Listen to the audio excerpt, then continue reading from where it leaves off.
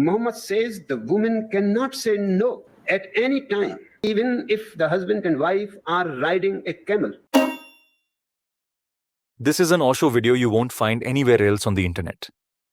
Because every time someone tried to upload it, somehow it always got taken down. So what exactly did Osho say about Islam that made it so difficult to keep this video online? Why did that one video become such a big issue for the Muslim community? You'll understand all of this after watching the full video. Along with that, we'll also talk about how much truth there really is in what Osho said. In one of his talks, Osho explains what place women have in Islam and what importance they hold.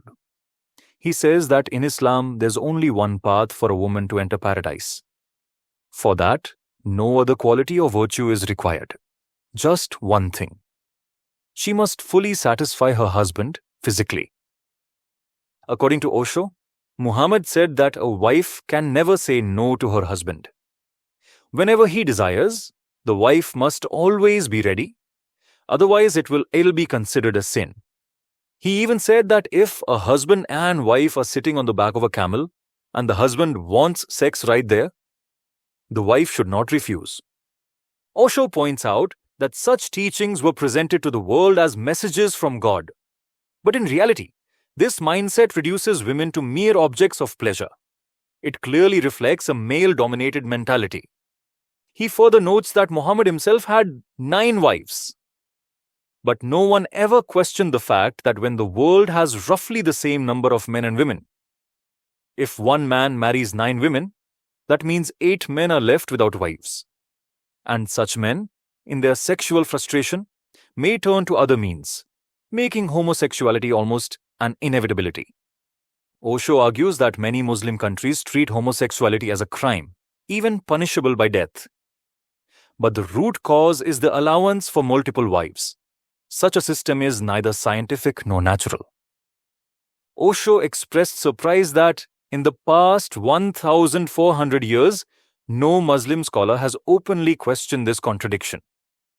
On one hand, men are allowed 4 wives, which indirectly promotes homosexuality, but on the other hand, homosexuality is treated as a serious crime. Those were the controversial words Osho spoke in that video, which raises another question. How much of what Osho said was actually true? Is Islam really like that? Or was Osho just being Islamophobic? To answer that, I did some research, and here's what I found. First, the statement Osho mentioned about the camel is taken from Hadith Sunan ibn Majah, 1853.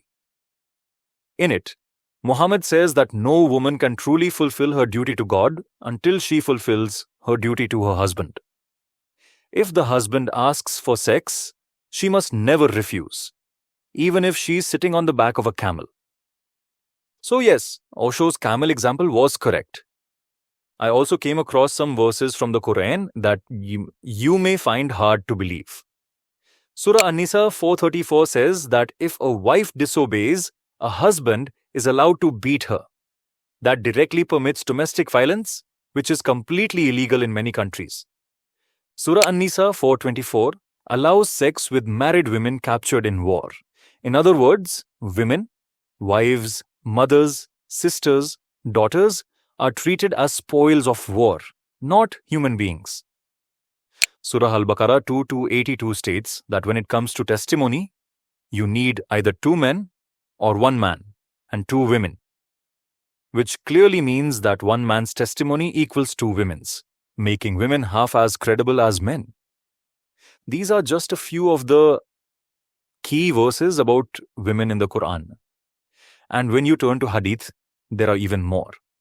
For example, Sahih Bukhari 304 says that most of the people in hell will be women. When women asked why, the Prophet replied, because women are less intelligent and less religious.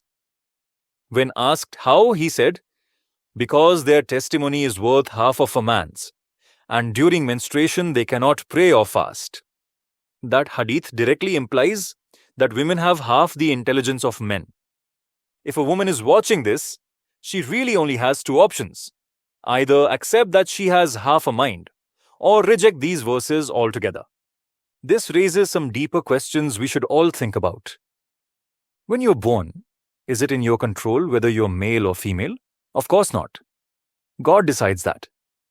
So why would God punish women simply for being women? Why would He say, beat them, treat them as half, enslave them, deny them equality, and even blame them for menstruation? Does that really sound like something a divine being would say about his own creation? Let me know your thoughts in the comments. The purpose of this video is not to hurt anyone's faith, insult anyone, or spread hate. The only purpose is to figure out whether Osho was right or wrong and to see what the truth actually is. And if this video upsets you, remember it's not because of what's being said here. The pain comes from the fact that you've been believing something as truth for a very long time. It's like keeping your eyes closed for years and then suddenly opening them to bright light. The pain doesn't come from the light itself, but from your eyes being shut for so long. Now, some people may ask, where's the proof that Osho actually said all this? I managed to find one video and I've put the link in the description for you to watch. And for those who will comment, why don't you talk about your own religion? Let me remind you of the Manusmriti, which critics often cite as anti-women. If you read the original text, I've linked it in the description, you won't find a single verse against women. In fact, chapter 3, verse 56 says, where women are honored, there the gods reside. In Sanatan Dharma, men and women are seen as equals. You can see this in temples. Sita Ram, Radha Krishna are always worshipped together as equals. Even when taking God's name, we say Radha Krishna, not Krishna Radha. Show me another religion where God is also worshipped as a woman, as divine feminine power. After all this, I don't think much more needs to be said. Just try to share this video as widely as possible before it gets deleted again. Thank you.